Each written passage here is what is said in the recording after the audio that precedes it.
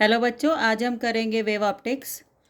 सबसे पहले हम समझेंगे वेव फ्रंट क्या होता है और रेस क्या होती है। वेव फ्रंट जो है, जब कोई लाइट जो है वो डिस्टरबेंस क्रिएट करती है तो हम उन पार्टिकल्स को जोड़ लेते हैं जो वाइब्रेट करते हैं सेम फेज़ में। तो locus of all the particles vibrating in the same face वाले वाइब्रेट करने वाले पार्टिकल्स को हम एक उसमें जोड़ लेते हैं, तो वो हमारा वेव फ्रंट बनाता है। और जिस स्पीड से वेव फ्रंट आगे चलता है उसे हम वेव स्पीड बोलते हैं। तो हमारे different types of wave fronts होते हैं। स्फेरिकल वेव फ्रंट, अगर हमारा लाइट का सोर्स जो है वो पॉइंट सोर्स है तो उसका जो वेव फ्रंट बनेगा वो स्फेरिकल वेव फ्रंट बनेगा। स्फेरिकल वेव फ्रंट जो होते हैं वो 2 टाइप्स के होते हैं। जैसे मान लो रेज आके कन्वर्ज कर रही हैं तो वहाँ पर जो वेव फ्रंट बनेगा वो कन्वर्जिंग वेव फ्रंट बनेगा। और अगर जो है एक पॉइंट से फैल रही हैं रेज तो उसका डाइवर्जिंग वेव फ्रंट बनेगा। ये तीनों ही स्फेरिकल वेव फ्रंट हैं। उसके बाद अगर लाइट आ रही है पैरेलल का मतलब लाइट आ रही है इन्फिनिटी से, तो उसका जो वेव फ्रंट है वो बनेगा हमारा प्लेन वेव फ्रंट। ये हमारी रेज ऑफ लाइट होंगी, तो ये हमारा प्लेन वेव फ्रंट हमारा ये बनेगा। अगर लाइट किसी स्लिट से आ रही है, ठीक है, अगर लाइट किसी स्लिट से आ रही है तो उसका जो वेव फ्रंट बनेगा वो सिलेंड्रिकल वेव फ्रंट बनेगा। हमने यहाँ पर एक चीज़ ध्यान रखनी है, जो हमारी लाइट की रेज होती हैं वेव फ्रंट उसके परपेंडिकुलर बनता है। मान लो ये हमारा गोला है, ये स्फेरिकल है, तो जो स्फेरिकल स्फीयर का जो 90 डिग्री होता है या नॉर्मल होता है वो उसका रेडियस के थ्रू जाता है। So wave front is always perpendicular to the rays of light. यहाँ पर भी आप दे सकते हैं, ये भी क्या है, परपेंडिकुलर है। तो वेव फ्रंट के बारे में एक बड़ी इंपॉर्टेंट चीज़ पता लगी है कि रेज ऑफ लाइट जिस डायरेक्शन में जाती है उसके परपेंडिकुलर जो है वो हमारा वेव फ्रंट होता है। तो हमने 3 टाइप्स ऑफ वेव फ्रंट पढ़े, spherical wave front, cylindrical wave front और प्लेन वेव फ्रंट। ये तीनों वेव फ्रंट्स हमने पढ़ लिए। और हमने ये भी पढ़ लिया कि wave front is always perpendicular to the rays of light. तो और हमारे पास आता है, ये हमने plane wave front, cylindrical wave front और स्फेरिकल वेव फ्रंट बनाया है। अब हमारा आता है हाइगन्स प्रिंसिपल। हाइगन्स प्रिंसिपल कहता है वेव फ्रंट पे हर एक पॉइंट, वेव फ्रंट जो हमने बनाया अभी उस पे जो हर एक पॉइंट है वो सोर्स ऑफ डिस्टर्बेंस का काम करता है। It's acts like a source of disturbance, ठीक है, और जो आगे जाकर लेटर टाइम में एडअप होके एक नया वेव फ्रंट बनाता है। तो ये हमें हाइगन्स ने बोला। हाइगन्स ने कुछ एजम्पशंस करी जो कि हम रिफ्लेक्शन और रिफ्रैक्शन के दौरान बड़ी अच्छी तरह से समझेंगे। तो उसने एजम्पशन क्या करी, पहली एजम्पशन उसने करी कि वेव फ्रंट पे हर एक जो पॉइंट है वो एक नए डिस्टर्बेंस को पैदा करता है और उस नए डिस्टर्बेंस का नाम होता है सेकेंडरी वेव्स या वेवलेट्स। दूसरा उसने बोला जो सेकेंडरी वेव्स हैं वो हर डायरेक्शन में speed of light in a given medium, जो भी मीडियम आप ले रहे हैं उसमें जो भी स्पीड ऑफ लाइट होगी इक्वली हर डायरेक्शन में वो स्प्रेड होता है। और थर्ड पॉइंट है, अगर आपने नया वेव फ्रंट बनाना है तो आप टेंजेंट ड्रॉ करके बनाएंगे। ये हम आपको रिफ्लेक्शन और रिफ्रैक्शन में बड़ी अच्छी तरह से समझाएंगे। Third point. अब हमने एक चीज़ ध्यान रखनी है यहाँ पर, wave front has constant phase. हर एक जगह पर वेव फ्रंट का क्या होता है, कांस्टेंट फेज होता है। और हमने ये पहले भी पढ़ा है, the forward portion of the secondary waves add up to give new wave front. Secondary waves का जो फॉरवर्ड पोर्शन है उसको एड अप करके नया हम वेव फ्रंट बनाते हैं।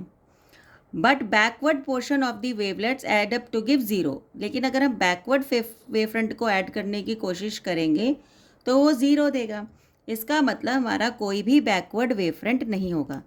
तो हमसे क्वेश्चन पूछा जाता है कि आपको बैकवर्ड में वेव फ्रंट क्यों नहीं मिलता, क्योंकि जब बैकवर्ड में हम ऐड करते हैं वेवलेट्स को तो उसका रिज़ल्ट जो है ज़ीरो आता है, इसलिए वेव फ्रंट जो है वो बैकवर्ड में नहीं बनता है।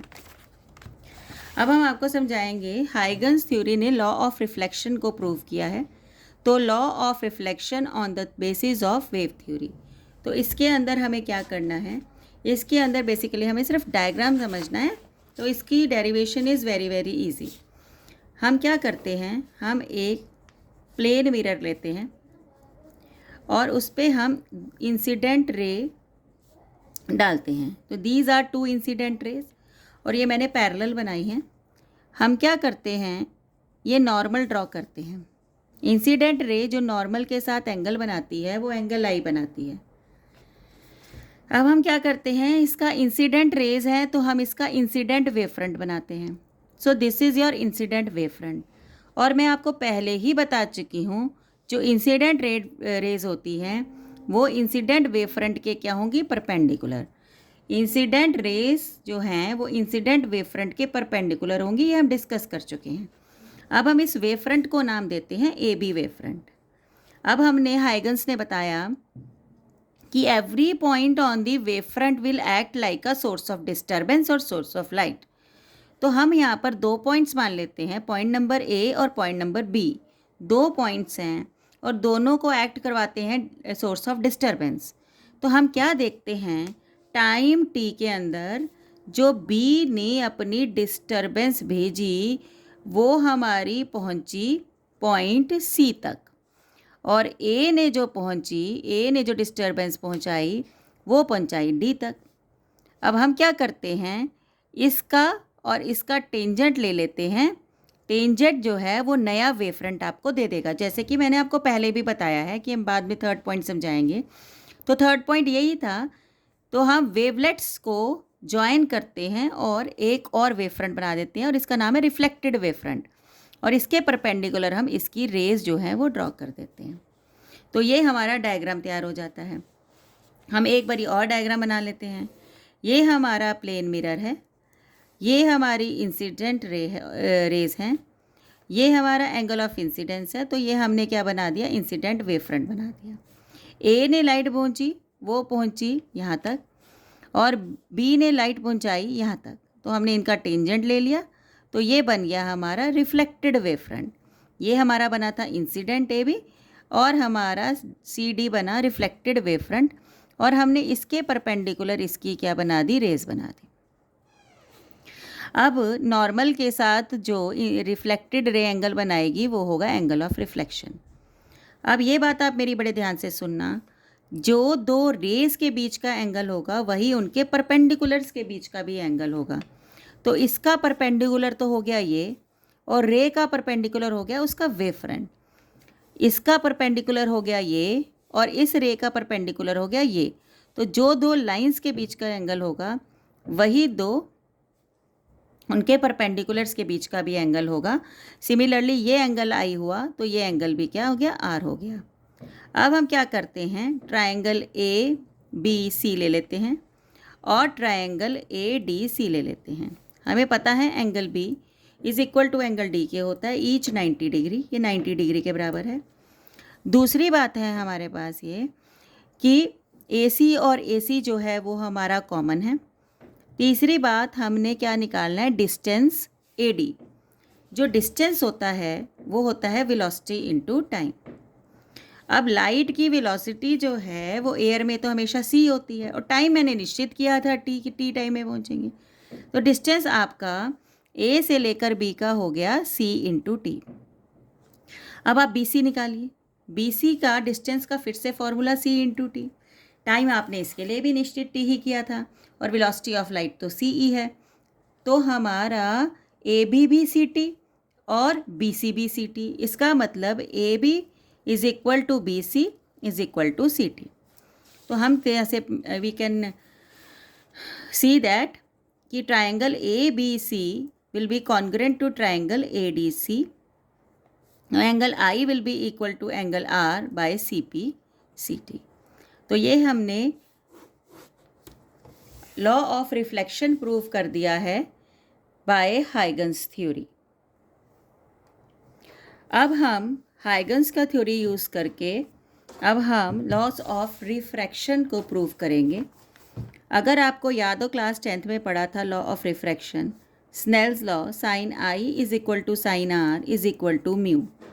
म्यू का डेफिनेशन होता है velocity of light in vacuum upon velocity of light in medium. ये हमारा स्नेल्स लॉ होता है। अब हम हाइगन्स प्रिंसिपल को यूज़ करके स्नेल्स लॉ को क्या करेंगे, प्रूव करेंगे। तो हम यहाँ पर डायग्राम बनाते हैं। ये आपका इंटरफेस है। ये जो आपका इंटरफेस है, ये ऊपर हमने रखा रेयरर मीडियम और नीचे रखा हमने डेंसर मीडियम। ये हमने इंसिडेंट रे लगाई है, ये हमने दूसरी इंसिडेंट रे लगाई है पैरेलल। ये एंगल हो गया हमारा आई। तो ये हमारा हो गया incident wave front A B. आपको अभी भी पता है कि इन जो वेव फ्रंट होता है वो अपनी रेस के पैरेलल परपेंडिकुलर होता है। तो हमने यहाँ पर परपेंडिकुलर ड्रॉ कर दिया। दूसरा हाइगन का पॉइंट बताता है कि every point on the wave front will act like a source of light और डिस्टर्बेंस। तो ये भी डिस्टर्बेंस भेजेगी और बी भी डिस्टर्बेंस भेजेगा। हमने फिर से टाइम फिक्स कर लिया टी। बी ने जो वेव्स भेजी टाइम टी में वो पहुंची यहाँ तक और इसको मैंने नाम दे दिया डी। अब डेंसर मीडियम में क्या होगा, डेंसर मीडियम में लाइट चलेगी स्लो और स्लो चलने के कारण से ये यहाँ तक सिर्फ इतना सा डिस्टेंस कवर करके पहुँची। तो हमने इन दोनों को ज्वाइन कर दिया। जब आप टेंजेंट को ज्वाइन कर देते, टेंजेंट बना देते हैं सेकेंडरी वेवलेट्स का, तो वह आपको दूसरा वेव फ्रंट दे देता है। अब इस वेव फ्रंट का नाम है आपका रिफ्रैक्टेड वेव फ्रंट। तो हमने इसके परपेंडिकुलर लाइन ड्रॉ कर दी, तो ये हमारी क्या हो गई, रिफ्रैक्टेड रेज हो गई। अगर ये एंगल आई है तो ये एंगल भी आई होगा, मैंने आपको पहले ही एक्सप्लेन किया है। अगर ये एंगल आर है तो this will be angle R. तो हम पहले साइन आई की वैल्यू निकाल लेते हैं। साइन आई होता है परपेंडिकुलर अपॉन हाइपोटेन्यूज। अगर आपको पता हो तो ये अगर ट्रायंगल है तो आई के सामने वाला जो होता है वो परपेंडिकुलर होता है। तो एंगल के सामने वाला है बी डी, तो बी डी ऊपर वाले ट्रायंगल में परपेंडिकुलर, और जो आपका ए डी है वो आपका क्या है, हाइपोटेन्यूज है। तो ये हो गया हमारा साइन आई। अब हम साइन आर कर लेते हैं परपेंडिकुलर अपॉन हाइपोटेन्यूज नीचे वाले ट्रायंगल में। आर के सामने वाला होगा परपेंडिकुलर, तो ए सी आपका परपेंडिकुलर हो गया और ए डी अगेन आपका क्या हो गया, हाइपोटेन्यूज। आप क्या करते हैं, साइन आई को साइन आर से डिवाइड कर लेते हैं। तो B D upon A D upon A C upon A D. आपका ए डी से ए डी कैंसिल हो गया, आपके पास बचा B D into A C. ये है distance. Distance is equal to velocity, क्योंकि वो एयर ली है हमने और टाइम हमने निश्चित किया था टी, तो सी टी डिस्टेंस हो गया। फिर हम बात करते हैं ए सी की।